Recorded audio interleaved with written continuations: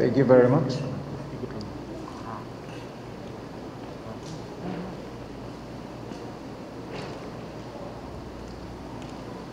To the PNP Press Corps, may I first introduce to you our panel before we have the formal media briefing. The Chief of Staff, AFP, who is the co-host of this activity, General Gilbert Gapay, sir. Of course, his co-host, the Chief Philippine National Police, Police General Camilo Pancratius Cascolan, sir. The NICA Director General, Alex Paul Monteagudo, which is represented by Deputy Director General Restituto T. Santos, sir. DNB, USEC Cesar Yano, Department of National Defense, sir. From DALG, USEC Bernardo Florece Jr., sir.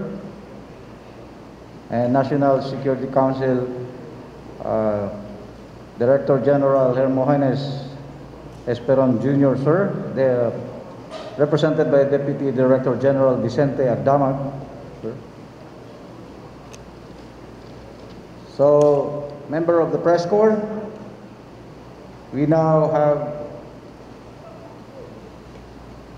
Police General Camilo Pancratius Cascolan, ready to accept. Yes, sir. Thank you, Maeg. The floor is open for any questions coming from the media. We have our representatives from NICA,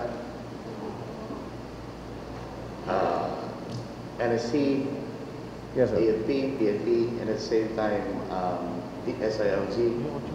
I'll give it back to you, Maeg. Yes, sir. Ma'am, sirs, you can have the mic and introduce yourself, the company you represent, and please address your question to the particular members of the panel or any of the staffs from the AFP and PNP who can answer the question if our principal will pass it on for the purpose of clarification. Yes, ma'am. Hi, sirs. Good morning. Patricia Mangune, sir, reporter from TV5. Sir, anyone from the panel can answer.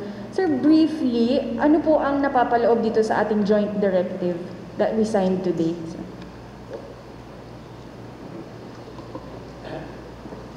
So, good morning, everyone. General Gapay from Armed Forces of the Philippines.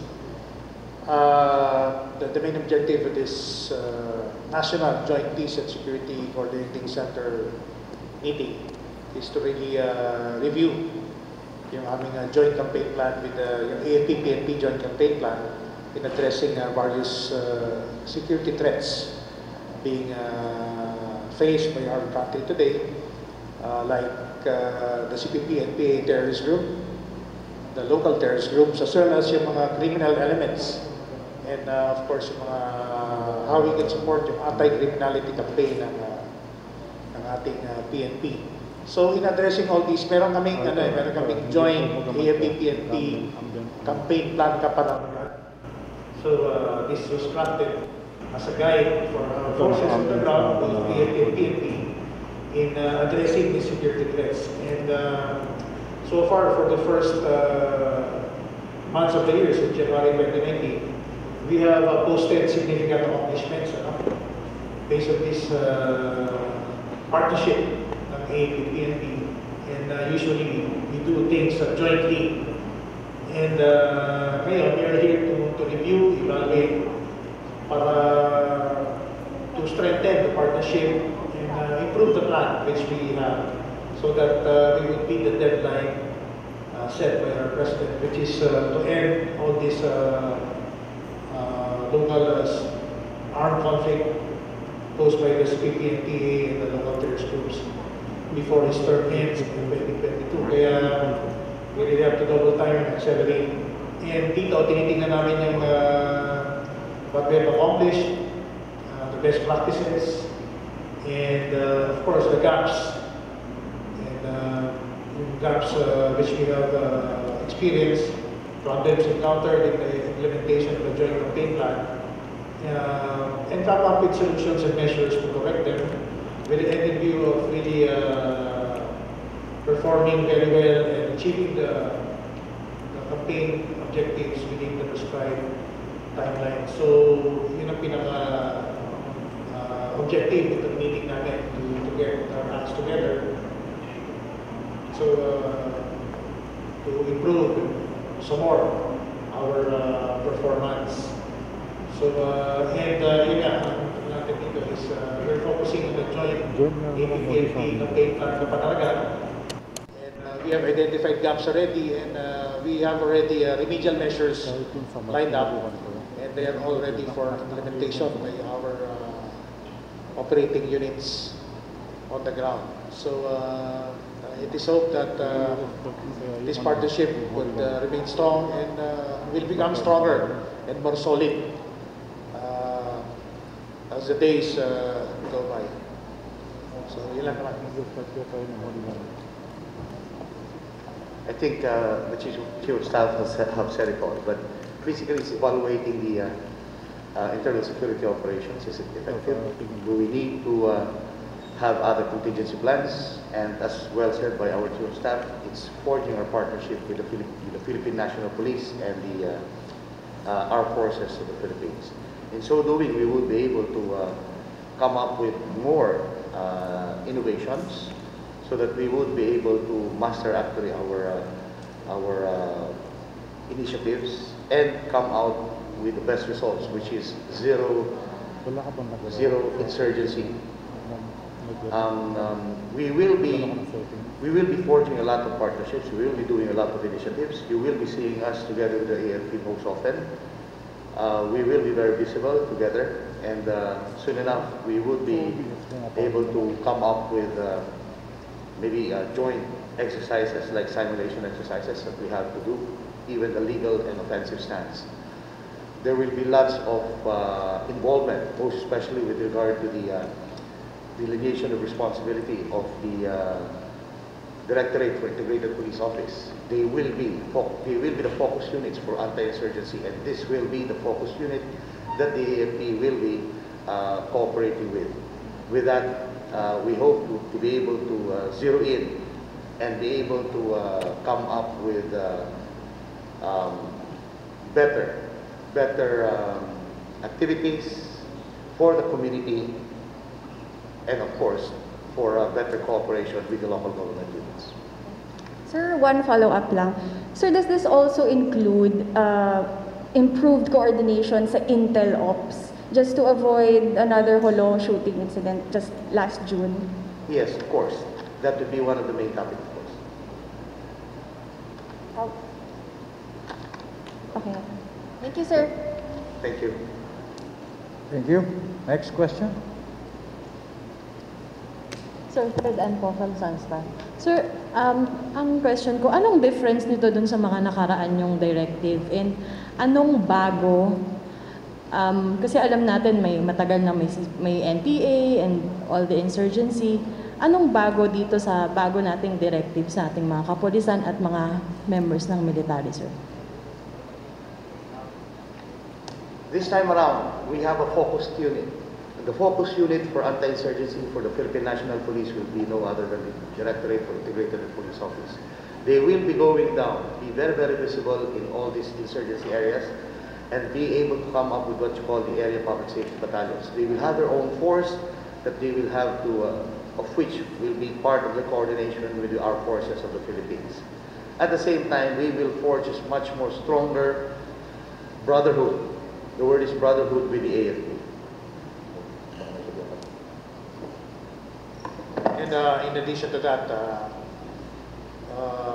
this campaign plan is being updated so that it be more comprehensive and all-encompassing to address all the facets of our insurgency problem. Alam naman natin yan na hindi lang naman PNP and the AFP ang dapat na nagko-confront dito sa problema nito. It involves everyone, ano?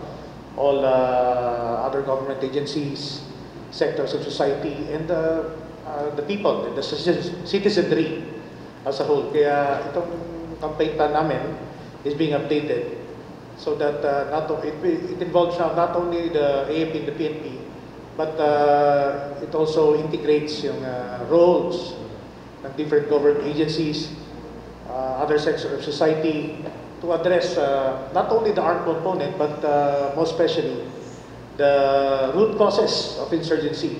Sabi mo nga, matagal na ito, nandiyan na yung NPA, so we were asking ourselves, bakit nandiyan pa sila? So this is because may nare-recruit pa sila, meron pa silang na-extort, they were able to still generate some funds and resources to really thrive and perpetrate itong kanilang mga terroristic acts.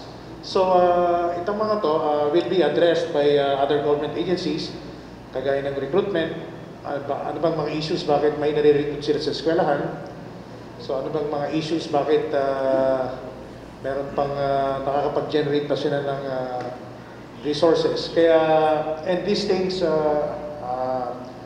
will be more effectively addressed by other government agencies because this involve socio-economic intervention, even good governance on the part of our LGUs and politicians, and of course more livelihood and employment opportunities for our citizens, lalo na yung nandun sa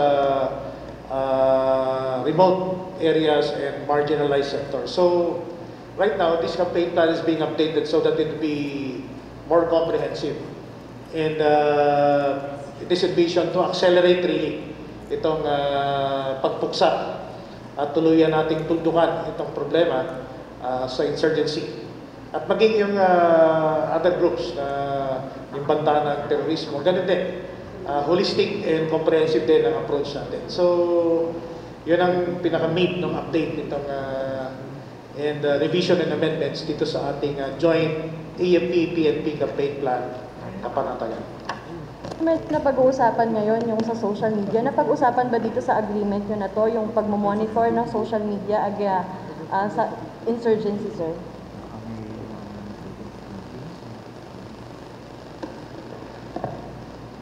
So ang isa pang rason kung bakit nandiyan pa rin yung mga CPP-NPA terrorist group, dahil yung kanilang propaganda, no, and they're very much present sa social media. Kaya, and of course, we should be there also. Kaya isang highlight din ng ating revision dito sa ating campaign plan is yung aming public information and information operations aspect itong ating anti-insurgency campaign, kung saan dapat malaman din ng taong bayan kung ano yung mga programa ng gobyerno. Minsan kasi, lalo na sa mga liblib na lugar natin, hindi nakakaabot itong mga programa at yung balita, magagandang balita na isinasagawa ng ating gobyerno sa parte ng sa kabuhayan, socio-economic development, pati infrastructure development. And ito ang aming isang tinututukan ngayon upang may paalam sa ating mga kababayan na ito magagandang programa ng government upang at ginagamit natin ang social media para ma-inform natin ang ating mga kababayan dito sa ating mga programa, which is really designed to address the root causes of insurgency. So kasama dito yan yung public information, yung ating public information and yung civil-military operations aspect nitong joint AFP-PNP campaign plan kapanatagan. Pwede ba good morning. A little earlier, Secretary Esperon was here, the National Security Advisor. At ang message niya dito sa meeting na ito was primarily focused on the Barangay Development Program. Kasi po for 2016 up to 2019, ang AFP at saka yung PNP nakapag-clear ng mga affected barangays, 822 barangays cleared. For 2021, ngayon lang po natin bibigyan ng development programs in the amount of 16.44 billion. So yung pong mga na-clear na mga barangays na 822 from 2016 up to 2019, ngayon bibigyan po natin sila ng development programs. Ano po ito mga ito? The first is farm-to-market roads. Second, yung health stations. Magkakaroon po ng health stations ng mga barangay. Magkakaroon rin po ng 4-room classrooms ng DepEd. Potable water and other development economic programs for the barangay. So ngayon po, ito yung this is the difference kung bakit kakaiba itong meeting natin na ginagawa ngayon, because for the first time, yung mga na-cleared barangays, yung 822, ay mabibigyan po natin ng economic programs as mentioned earlier. And this was explained earlier by Secretary Esperon, our National Security Advisor and the Director General of the National Security Council. Thank you. Sir, good morning. George Cahilas po, CNN Philippines. Sir, in relation to what General Gapay has mentioned about the intensified campaign on social media, because Facebook has recently taken down several pages and accounts allegedly on violation po sa kanilang rules, tinatawag na coordinated inauthentic behavior. And isa po sa findings ng Facebook is that these pages are connected to the police and military, and they are tackling issues on insurgency, government programs, and other issues po related to insurgency, NPA, activism, etc. Sir, since sabi niyo po, meron kayong campaign on this against the leftist and the NPA?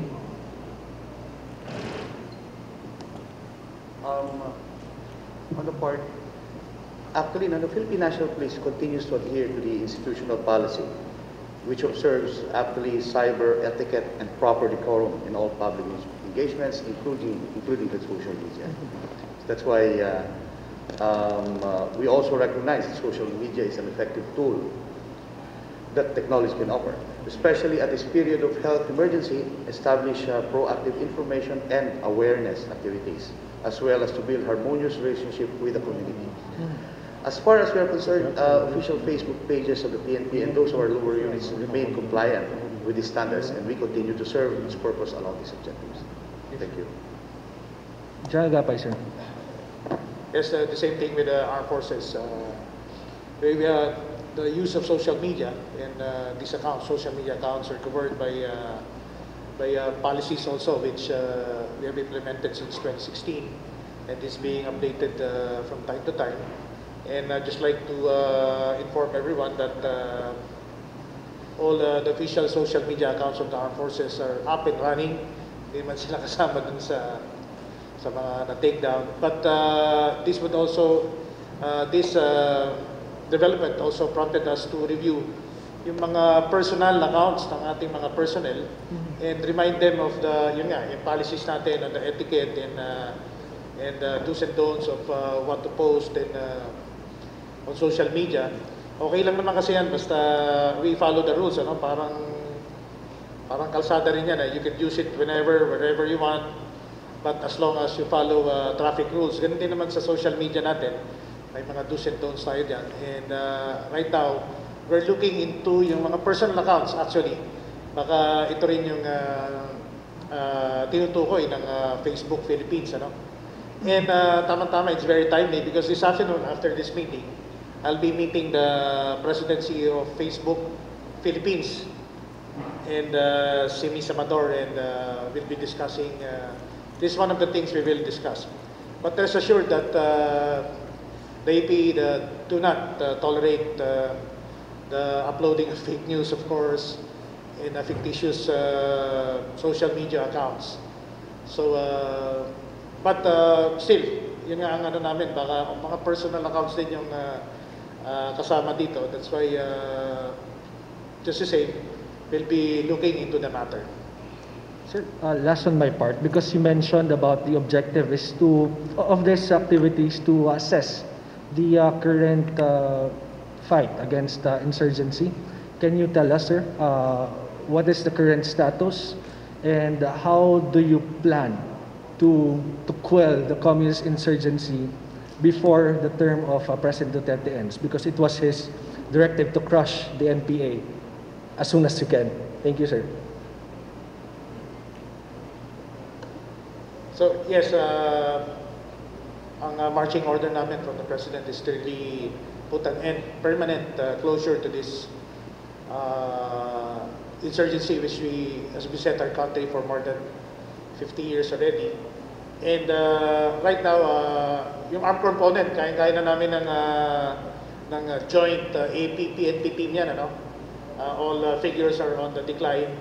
And in fact, napakarami na nag-surrender.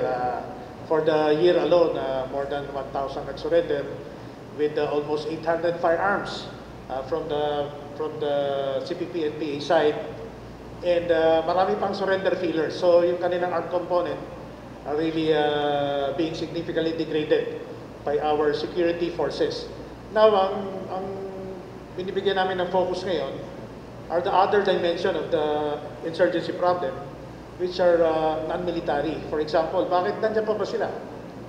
Dahil kahirapan pa rin, dahil sa kahirapan may nare-recruit pa rin yung mga NPA, lalo na yung mga sa IP sector natin, sa indigenous peoples, and of course yung marginalized communities natin. Then of course nandiyan pa rin yung mga propaganda nila na biktima of injustice, and yung gobyerno is napabayaan sila. So all of these require, a whole of nation approach, require the contribution of all government agencies and as well as other sectors of society. Meron din tumutulong sa atin non-government organizations, mga civil society organizations. Katulong din namin yan sa pag-address nitong insurgency problem. And it is one way really of accelerating this. Kaya nga yung very timely yung pag-establish yung National Task Force to End Local Communist Insurgency or Armed Conflict na napapaloob na sa Executive Number 70. It is really designed to address the root causes nito of insurgency. So that's once and for all, matultukan na natin ito. Addressing the non-military aspects of the insurgency problem. So we hope that kaya nandito kami ngayon to really improve the implementation of Executive Order 70 sa subnational down to the grassroots level, particularly sa barangay. Because ang laban naman ng insurgency is nasa barangay yan. Kaya nga timely rin yung ating barangay development projects and programs na pinopost ng ating National Security Council through our National Security Advisor kay Secretary Esperon. Because it is really designed to address yung root causes. Kasama na rin dyan yung infrastructure development. Matatawag natin itong roads to peace. Basta, insurgency ends when our road nets begin, sabi nga nila. So these are the things really that we are focusing on, improving on, yung mga non-military aspects para ma-improve yung whole of nation approach natin in really addressing this insurgency problem which we have. Thank you. In addition, may we say that as presented a while ago, there are already 8 United Fronts that have been dismantled, and more than 5 were weakened and downgraded. These are the things that most especially the armed forces of the Philippines have already done. The PNP will always be there to assist them. That's why we are actually on the verge of cooperation with regard to how we would be able to be of help to the armed forces of the Philippines, especially on counterinsurgency. And with this forging of partnership, we will be able to enhance and improve our cooperation. We would be able to know right now the responsibility of the Philippine National Police when it comes to counterinsurgency.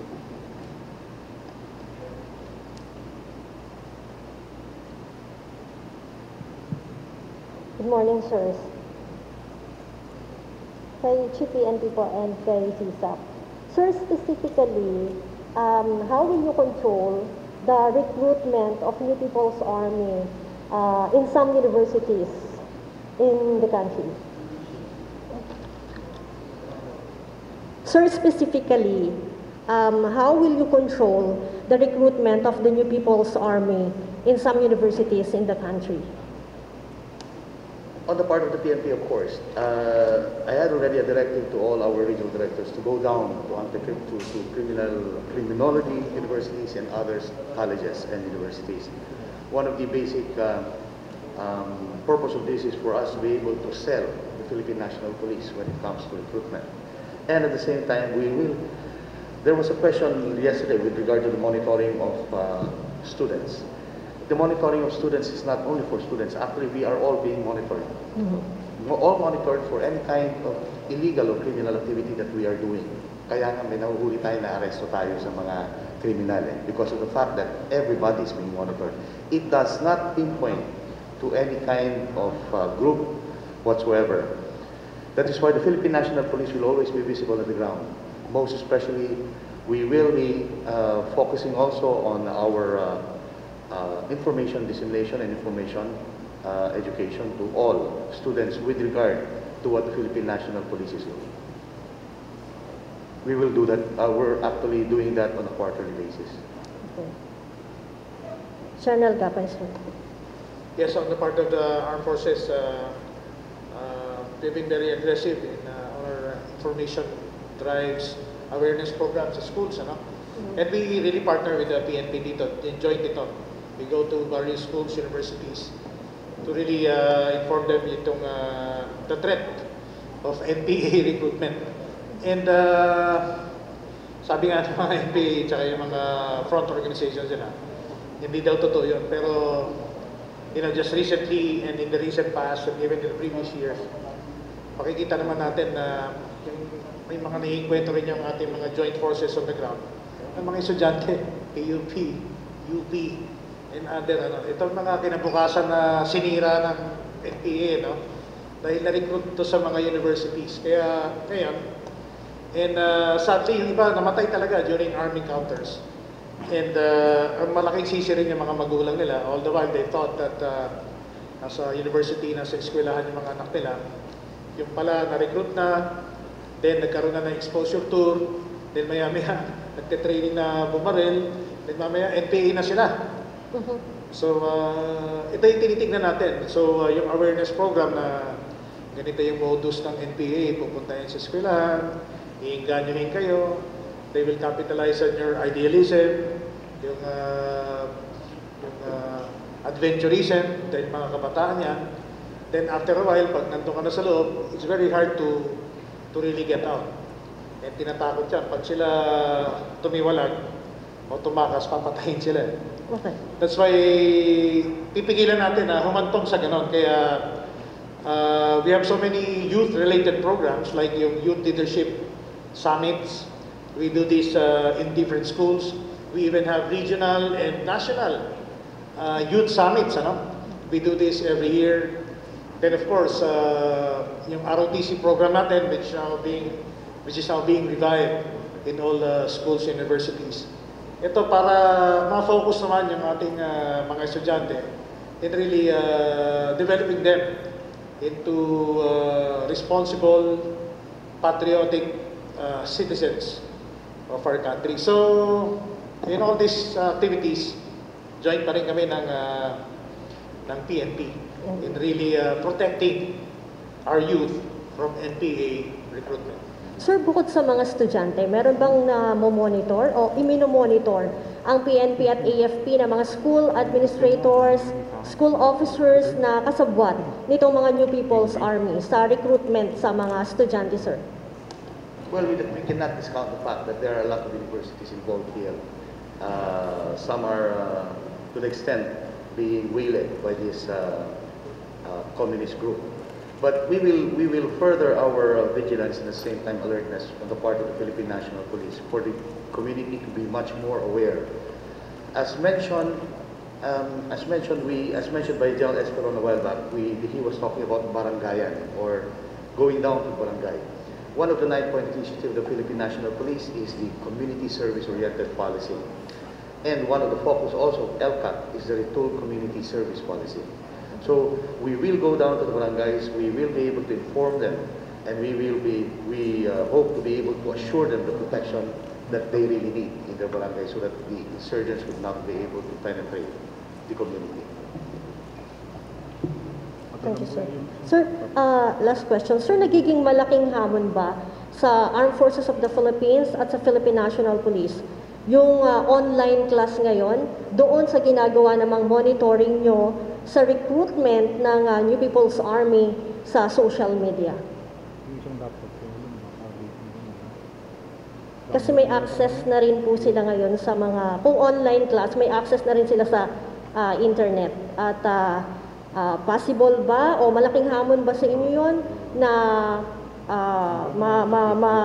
ma-recruit din sila or malapit silang ma-recruit dahil nga online class yung ginagawa ngayon ng mga estudyante, sir?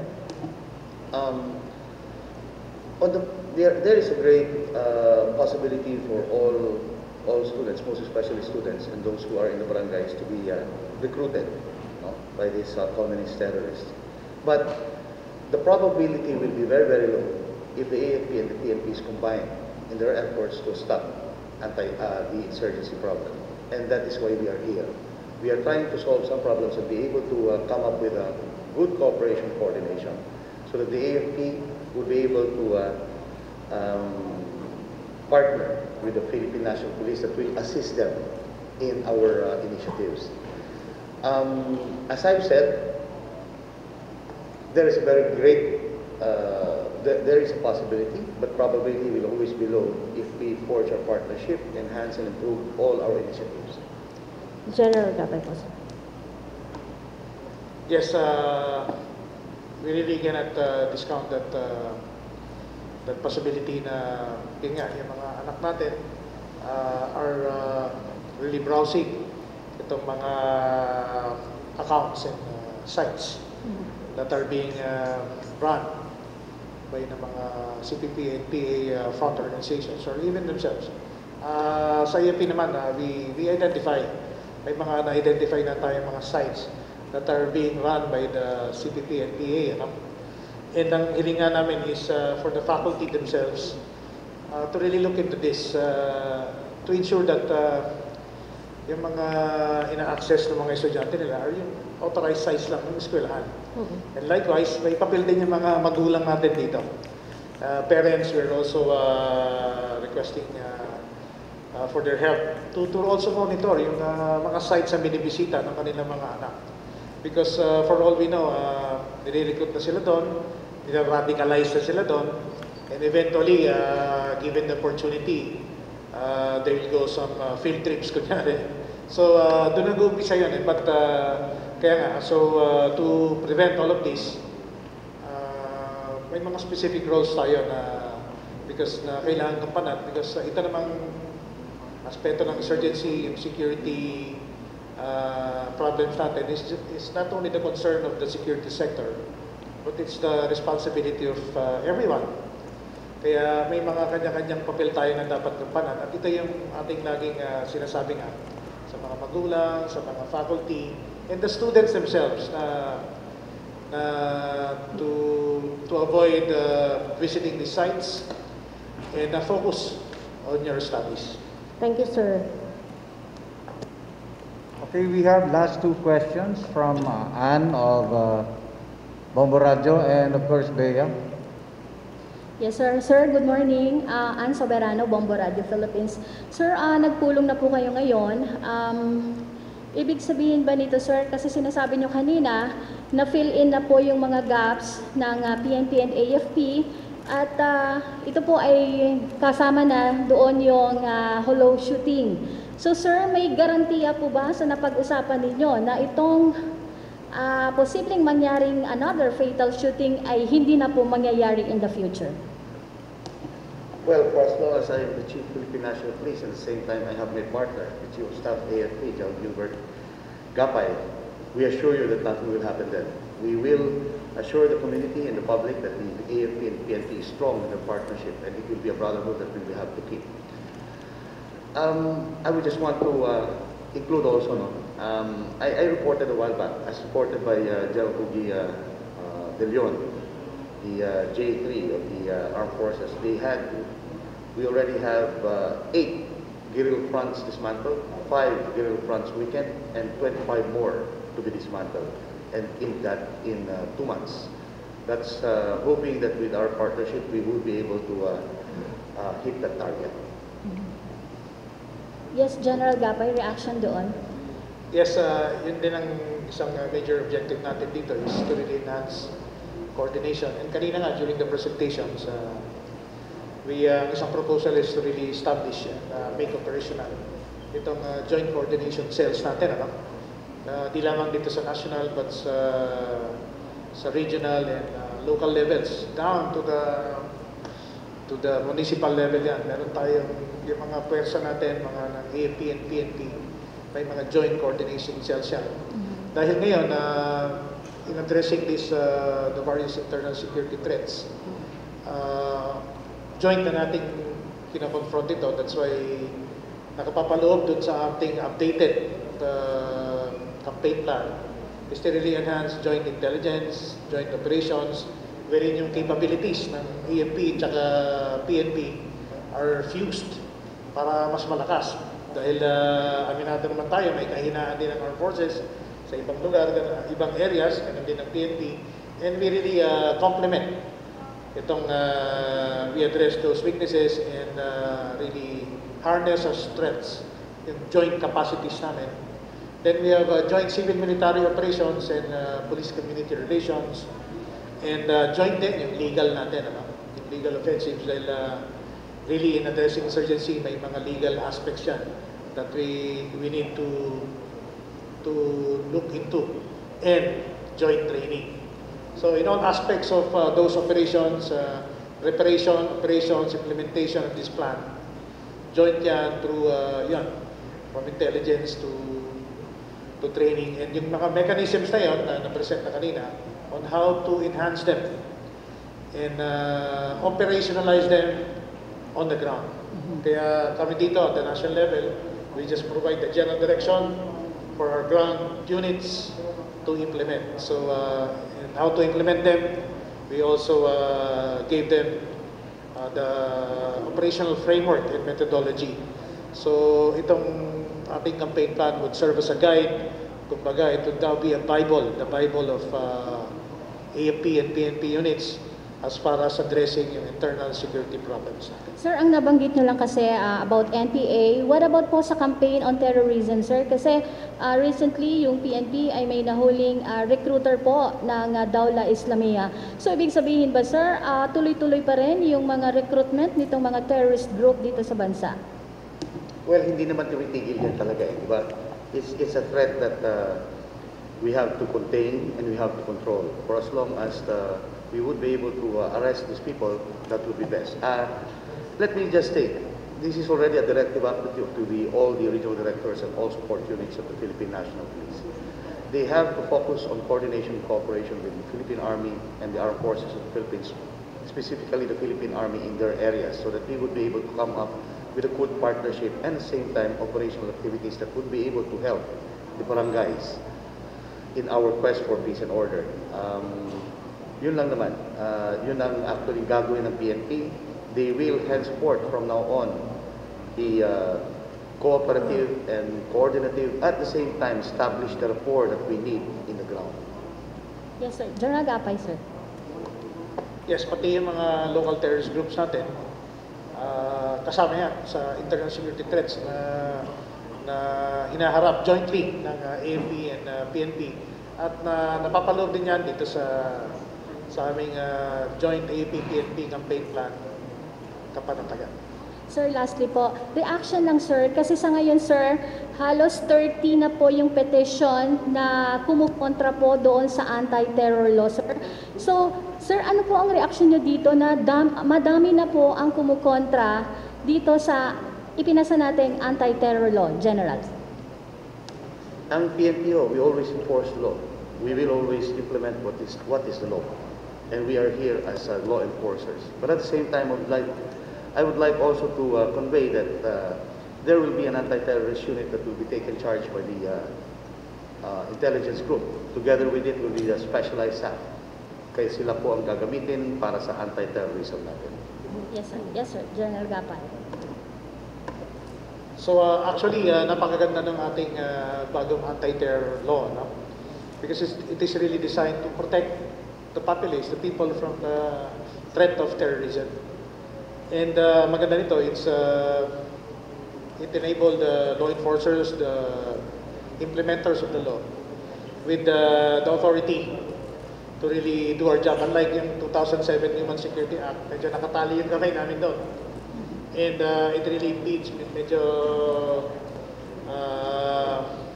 because of that prohibitive provisions ng law na yun. So medyo hindi effective yung ating counter-terror campaign. But with this law, maraming enablers, ano? Yung implementers and law enforcers natin, like yung detention, ano? It was increased to 14 days. Then may mga additional pa yan. Then, of course, yung ating surveillance operations, we're allowed to surveil.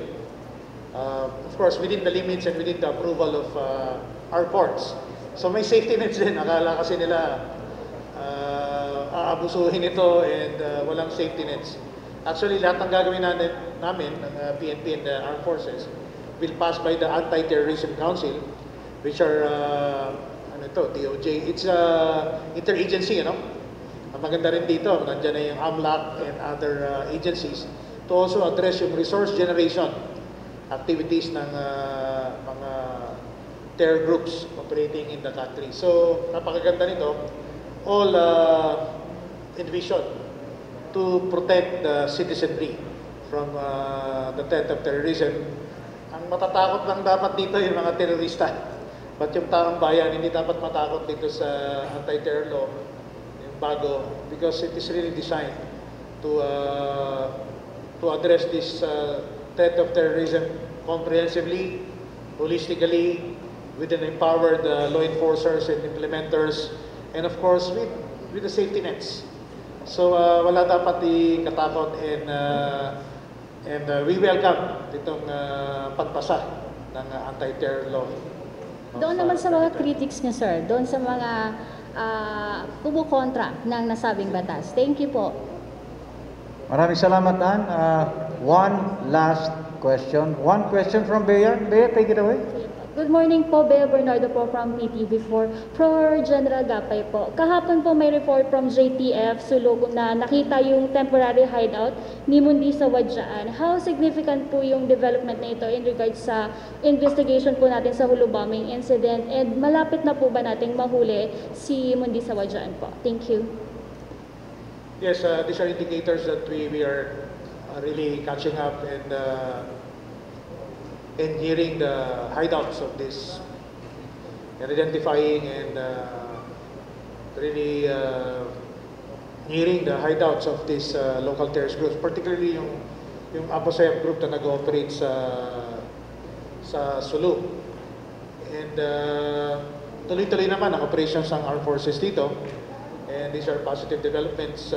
In addition, of course, dun sa marami na nating neutralized na high-value individuals, particularly yung sub-leaders ng Apo-Sayap, operating not only in Sulu, pati sa Basilan. So, pati yung local terrorist groups natin, Abu Sayyaf, PNP AFP, kagaya ng CPP-NPA, lahat ng kanilang indicators, yung kanilang manpower, ang kanilang firearms, and even yung mga kumbaga sa influence in affected communities nila are all in the downtrend. So, this shows na we're gaining ground, successful yung mga operations natin. And with these developments, we are confident that in due time and within the time frame na binigay ng ating Pangulo ay mapupuksa natin itong not only yung threat of insurgency but pati itong banta ng local terrorist groups. Thank you, sir. Okay, thank you, PNP Press Corps. Of course, let's have a recap. Kailangan lang natin ng mensahe sa ating mamamayan, ang ating maunang ating Chief PNP, and then susundan ng ating Chief of Staff. Sir? Sa video po, nais ko namin ipa-atin, lalo na po sa ating mga pinoproteksyonan, mga tao, ating mga tao. Nais ko namin ipatin na PNP at AFP ay laging magsasama para sa pagpupuli ng ating bayan. Iisa lang po ang ating naitay, ang ating katahimikan at orderliness po ng ating mga komunidad. Sa pagbaba po namin sa mga barangay, kasama po ang Armed Forces of the Philippines, kasama niyo po na kami po ay natulong ng kayo. Kaya huwag po tayo matakot kung ano man ang sinasabi nila tungkol po sa anti-terrorism act, and at the same time, sana ay magkaisa tayo para lamang po sa katahimikan nila. Maraming salamat po. So, the part of the armed forces, ay pinapaalala ko lang that security is everyone's responsibility. So, it's not only the responsibility of the security sector, but responsibility ng ating lahat. Kaya hinihiling namin na patuloy tayo maging mapagbantay, vigilant sa mga banta ng CPP-NPA, maging ang banta ng terrorism. At nais ko samantalahin ng pagkakataon ito upang pasalamatan ang ating mga stakeholders, ang ating mga partners, di lamang sa security sector, at maging sa ibang ahensya at pang sektor ng ating lipunan sa inyong patuloy na suporta at pagtitiwala sa inyong Armed Forces of the Philippines. At yung aming mga naiambag, naitalang mga accomplishments ay hindi namin magagampanan kung wala yung suporta ninyo. Kaya ang hiling namin, ipagpatuloy nyo lang po ang suporta sa inyong Armed Forces, sa inyong PNP, dahil ito rin ay nagsisilbing inspirasyon sa amin upang lalo pa namin pabutihin, pagtingin at pag-usayin sa pagganap sa aming mga tungkulin. So, lumasa kayo. Kami naman, gagampanan namin ang aming mga tungkulin buong galing with the utmost professionalism ang aming sumpa. Maraming salamat, sir. There is a request from our co-host, General Camilo, that the members of the panel also will have their message. We will start from the DCAP, the Deputy Director General of the Security Staff, sir. Thank you very much. I'm the Secretary on behalf of my Director General, the National Intelligence Coordinating Agency will always be with you. NICA is the Secretariat of the Anti-Terrorism Council. We are also an active member and participant of the National Task Force to help local governments. Thank you very much. Of course, USEC Florece, sir, of the AFP. Thank you very much, General Yu. On behalf of Secretary Eduardo Emmaño, who is right now attending the Anti-Terrorism Council meeting, I would like to thank everybody for this meeting. This joint meeting was successfully done in terms of creating a synergy between our armed forces and the Philippines. National Police in implementing Executive Order 70, for which the President heads the National Task Force in ending local communist armed conflict. He actually volunteered to be the chair just to show his willingness to end insurgency in the Philippines. You see, we have been battling this insurgency for the last 50 years, in fact, 51 years. The only difference with this campaign plan, with former campaign plans, is that in the past, we were not able to completely harness the participation of all stakeholders, especially the local government units, particularly our local chief executives.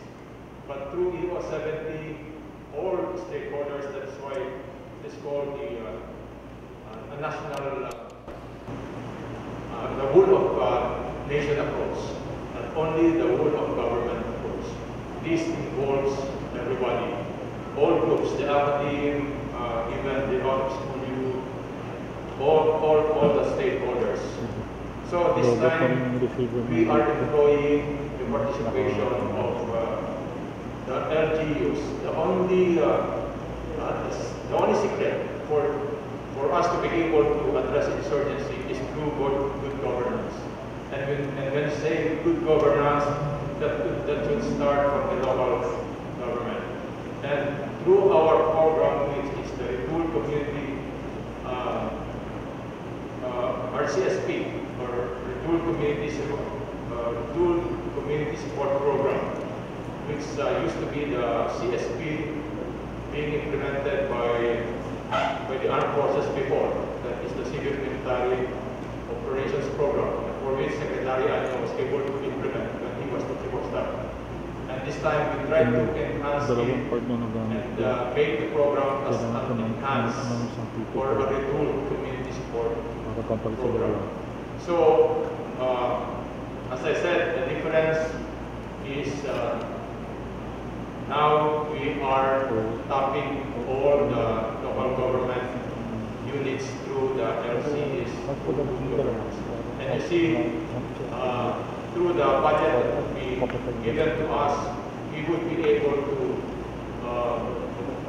concentrate in the development even at the barangay level. So in that way, the issues being raised by the CBP and BAs will be addressed. That is through development programs, giving roads, market roads, bridges, basic services to be given to our populace.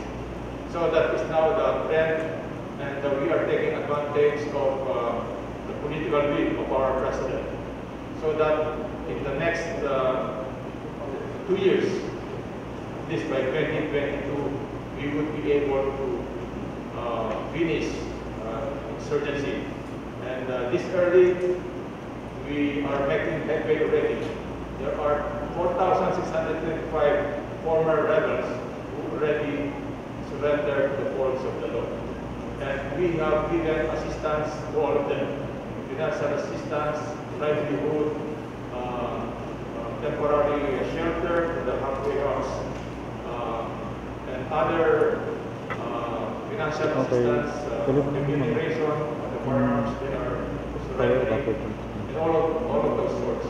So we hope to end insurgency, not only insurgency, but also terrorism, which is related. On behalf of the National Security Advisor and the Director General of the National Security Council, Secretary Jimenez-Esperon, thank you very much for this opportunity in joining you this morning's meeting. As you know, lahat ng plano ng ginagawa natin ngayon are all under the directive and guidance of President Rodrigo. Two important documents of the President, the National Security Policy of 2017 to 2022 and the National Security Strategy. These two documents are all the basis for all the plans of the government, of the PNP and the Armed Forces of the Philippines.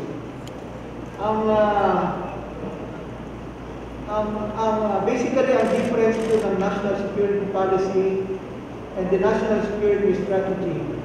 The NSP is the what. What do we want for the country? Of course, ang gusto po natin is peace and development. Yan po ang priority ni President Duterte. Security and progress. So yan po ang nakasaad sa ating National Security Policy na pinirmahan ni Pangulong Duterte noong 2017. And the legal mandate of the NSP is EO number 16. Ang NSS naman po is the how. Paano tayo ma-achieve ang linagay natin mga mandate sa NSP. And the legal mandate of the National Security Strategy is AO number 12. So for the first time, nagkaroon po tayo ng isang National Security Strategy na basis ng ating Armed Forces of the Philippines at ng ating Philippine National Police. So ito po ang mga dokumento na ating mga references and guides coming from the President himself. So yan po ang aming participation dito, and hopefully yung ating priority of peace and development, nakasaad din po yan sa ating Philippine Development Plan, Ambition 2040 ng MEDA. So yan po ang aming tinututukan because this is the guidance coming from the President Rodrigo Duterte. Maraming pong salamat. Thank you very much and good morning to everyone. This activity today is basically geared towards improving the effectiveness of our planners, implementers on the ground. As we do our job and as we continue doing or executing our campaign of ensuring that coming up with a secure and safe environment that will bring progress and prosperity to our country and to our people. So we were discussing about the Barangay Development Program, and we hope to get the support of our legislators here, so that the mentioned or the listed barangays which are considered undeveloped will soon receive their share, and these barangays will be hopefully developed, because we understand that underdevelopment or underdevelopment brings uncertainty. And we have also emphasized here the whole of nation approach, wherein everybody must put his share. And we are also emphasizing here that the role of our local chief executives, because nothing can be done without the leadership, not just the support of our local leaders, but we need the leadership of our local leaders. So thank you very much to everyone.